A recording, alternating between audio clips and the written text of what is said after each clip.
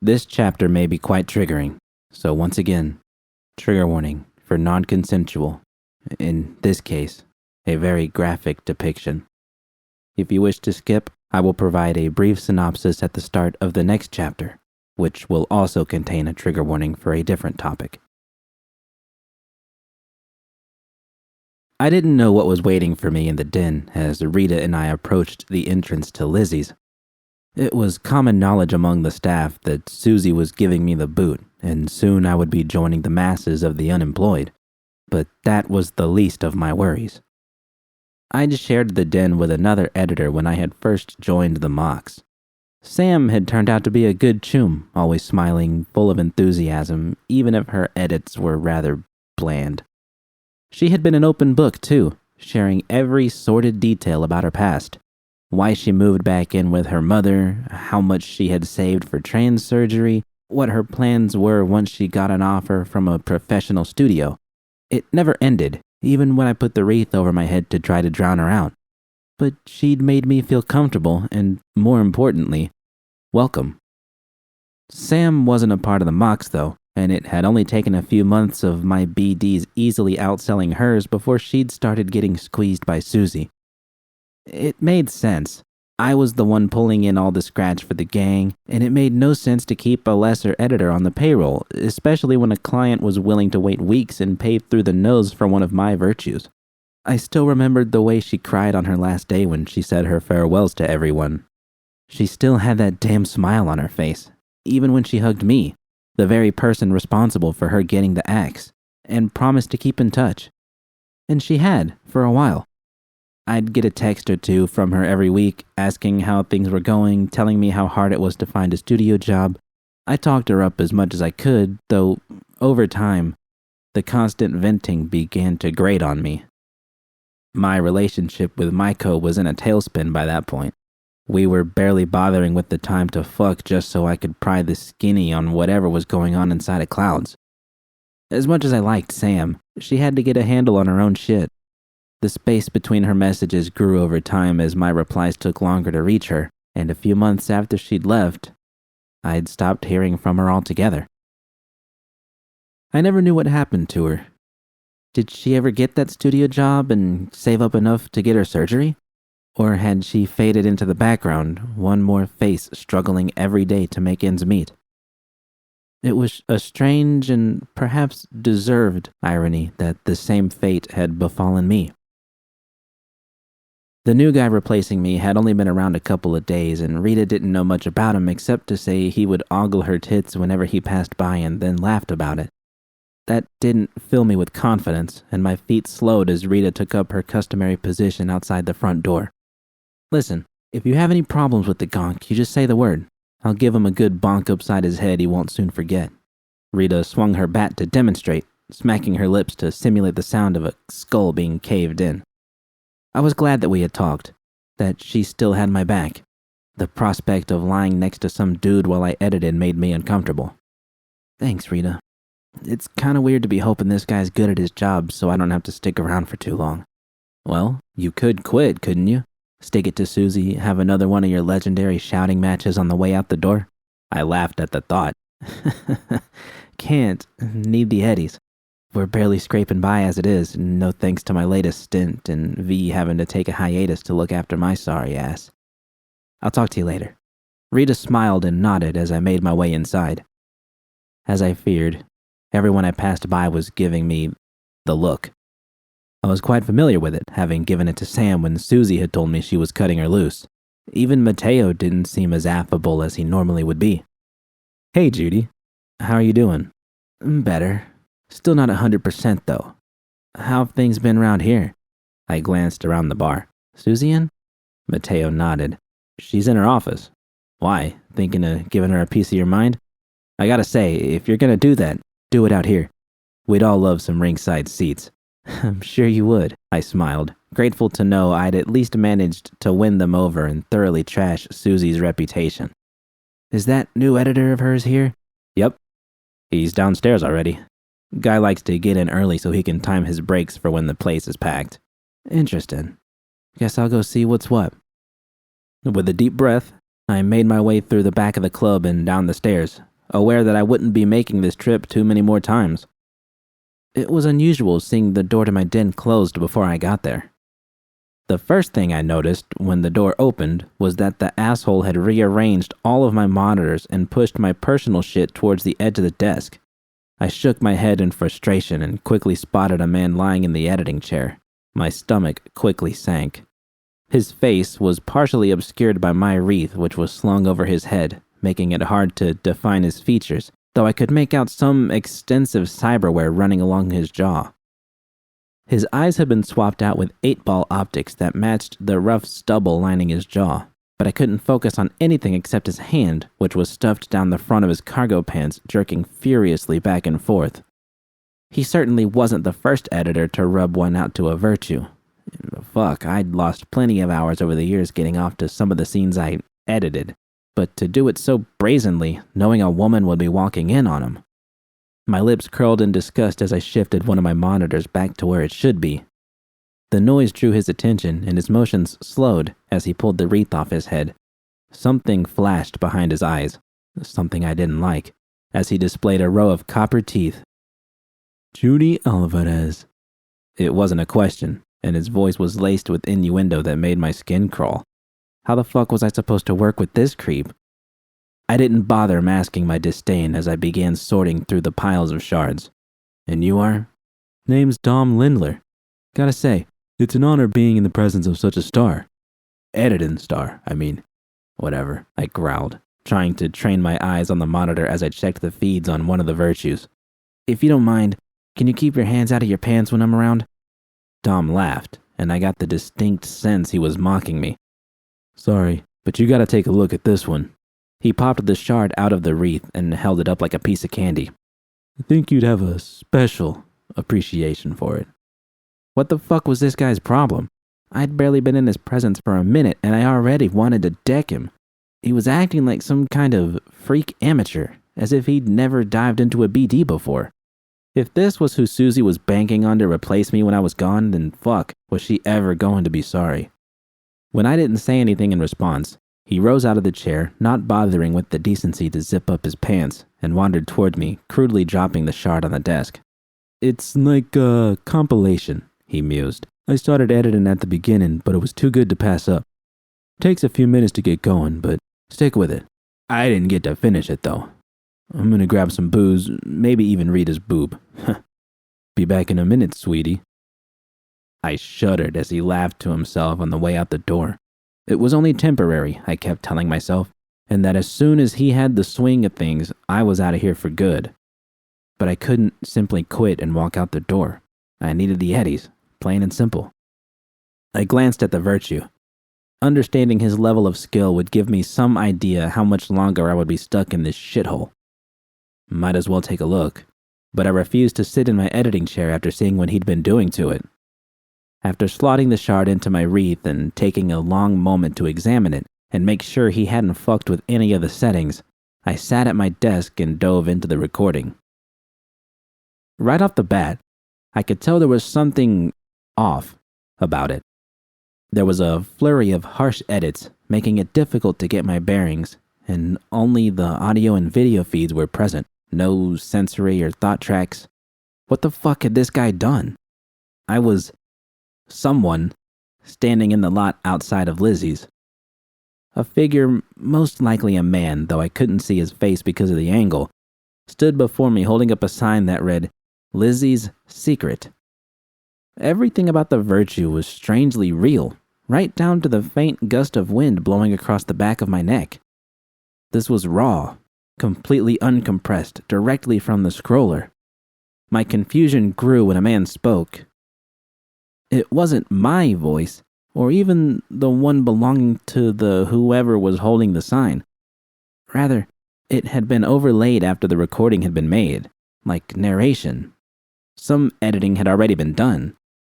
There was something familiar about his voice that sent a chill up my spine. I couldn't place it, but I had definitely heard it before. It's no secret that the best BDs in all of Night City can be found right here, at Lizzie's bar. Hundreds of virtues flood the streets every week, but only a fucking gonk would mistake any of them for the preem edits coming out of this establishment. There was a jarring cut, and suddenly the sensory feed was restored, allowing me to feel what was happening. My POV changed and I found myself bent over on my hands and knees, staring at a concrete floor while being fucked hard from behind. I should have easily been able to handle it, having been fucked via BD for years, but carajo. Someone had clearly amped up the sensory output. There was no other explanation. I wasn't prepared for the sudden rush of adrenaline and euphoria that pulsed through my veins with each thrust of his cock. My head was spinning, every nerve tingling, crying out in real time when his hand cracked against my ass, causing me to buck my hips back at him. Dom was right. This was something special. I was vaguely aware my hand had already slid between my legs back in the den, playing along as my fucker in the BD reached around and circled my clit with his fingers. I tried to mirror his movements, grinding into the chairs, growing frustrated at my jeans which were in the way. A moan escaped my lips. Was that me or me? When another hand gently pinched my nipple, rolling it between his fingers. Fuck, he was good. A trail of drool was dangling from my mouth when a third hand pinched the other nipple and gave a sharp tug, making me gasp. It was an orgy. Jesus, how many of them were there? No way this could be the sensory feed. I'd fucked around with those settings early in my career and learned the hard way they only made the moments in between feel duller, less sharp. This was entirely different. Everything was heightened. The way my blood rushed in my ears and drowned out their hooting and laughter. The way my anticipation built each time he withdrew his thick cock, only to savagely slam it back inside of me. No, this was something all too familiar. Something I recognized. You like that, don't you, Alvarez? Getting fucked by a cock. I guess. Sure you do. Can't fucking lie to me. Shit, Cindy would, goddamn, keep pushing back just like that. Ride my cock. Cindy wasn't lying, was she? Just needed some dick is all. Shit. Might just keep you for myself. Let her have that little shit apartment and keep you around to ride me and suck me out whenever. Shit, gonna come. The actress, whoever she was having the fuck of her life, toked off of her ass on ice, and I got to be along for the ride. The damp fabric of my jeans was in the fucking way. Couldn't mimic the feeling. I growled, thrusting my hand underneath the band of my panties and plunging my fingers between my soaked folds. Oh shit, that was so much better. I was already so fucking close to coming, both in the BD and my chair, when suddenly there was a cut. The sensory feed cut out again, plunging me into numbness and drawing a whimper of protest from me. The audio and video also changed. I wasn't standing outside of Lizzie's anymore. In fact, I didn't know where I was. It looked a bit like the parking garage down the street, but it was too hard to tell. Not only are these BDs of the greatest quality, but also feature some of the most stunning variety available on the market. The narrator spoke slowly, relishing every word. I listened along intently, hoping to be plunged back into the scene. Why waste your time with 3 mouths, 1 desire, when the human body is already capable of such a delightful medley? Come on, stop talking. Get me back into it. I'd viewed the 3 mouths, 1 desire BD before and had been unimpressed. The concept was there, but the studio had gotten lazy with the audio. I'd spotted a few areas where it cut out or glitched, taking me out of the experience. That was one advantage of a raw BD. It was untouched, wild. My desire was quickly fulfilled. I was thrust back to where I'd been a moment earlier, my palms resting against the cold concrete. Only now, the guy who'd been fucking me had pulled out and was positioning himself underneath so I could ride him. Couldn't make out his face. Everything was too blurry from the ice. Jesus, they'd hit her with a shit ton of it. But it didn't matter.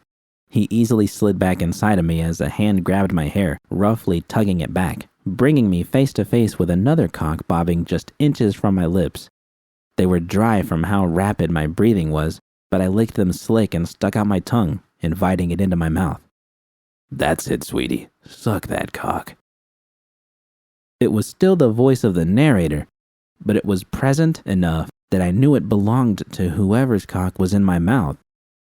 I was sure my own mouth was hanging open back in the den, not that I cared. There had been some research into the effects of getting high on BD. Some debated whether or not it was an answer to the drug problem, doing away with any substances and letting the brain do its thing the old-fashioned way, or just another substitute that anyone could become hopelessly addicted to. I wasn't well versed on the topic, but I was officially a believer. It may have been an actress who had scrolled all of this, but I was the one on ice. It was my pussy clenching around the thick cock I was grinding against, my ass something hard poked against and started to push inside. It was me. It was me. What was this? Something I'd done with Cindy? Even as the last of my holes was filled, I yearned to see through the fogginess in my eyes. A harsh light shined upon me, almost blinding, which I quickly recognized as recording equipment. That made sense. The sounds of flesh slapping against flesh and men groaning and cursing echoed off the cavernous walls. God damn it. All that time I'd spent trying to create the perfect environment had been wasted. This had to be one of the best BDs I'd ever experienced, and I hadn't even started editing it yet. I mean, what was there to edit? What do you mean you want to go back? I don't know.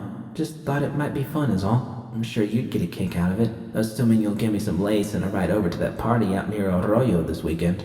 Oh, so you do like it, huh? I mean, it's not like I'm bi or anything like that, just like something hard in me, you know that. Guy could have shut the fuck up at any point or brushed his teeth, but I remember how much you said you liked it, so if you wanna, I don't mind. My little slut. Fuck off and give me a hit. I don't know, might want to see you with him again first.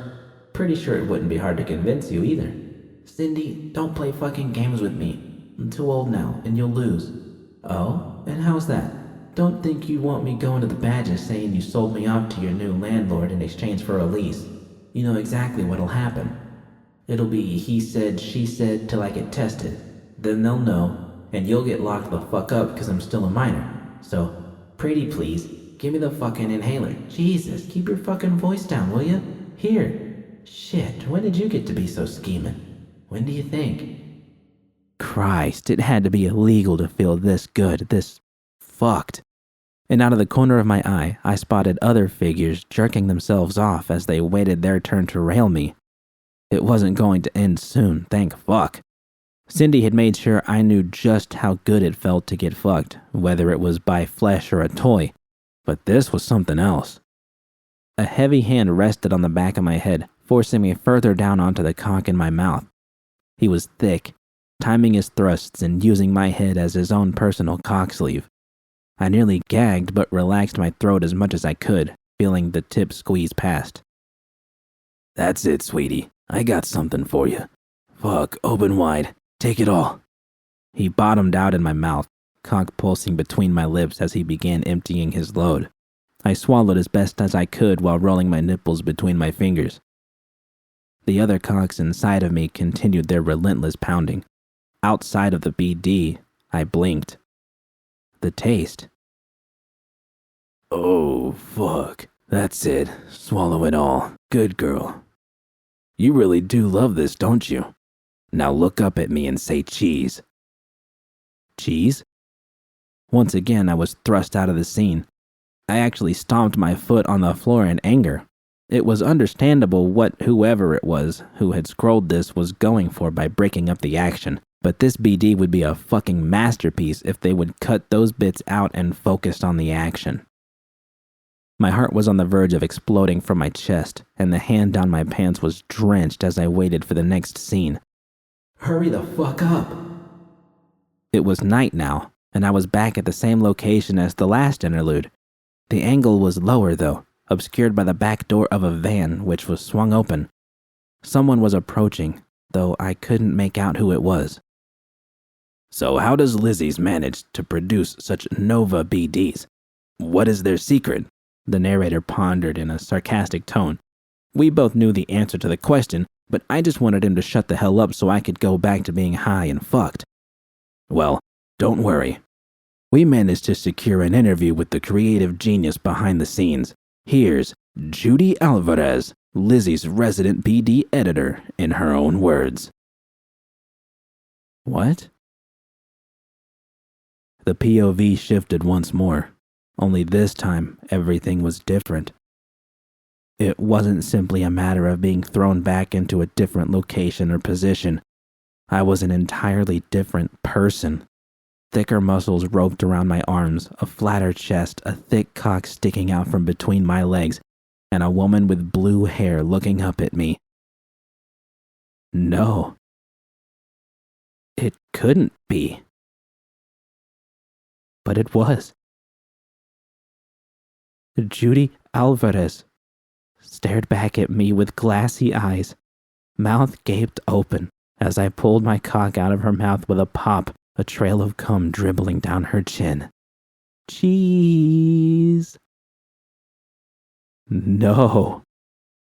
My brain couldn't process what was happening. Two entirely contradicting feeds crashing into one another.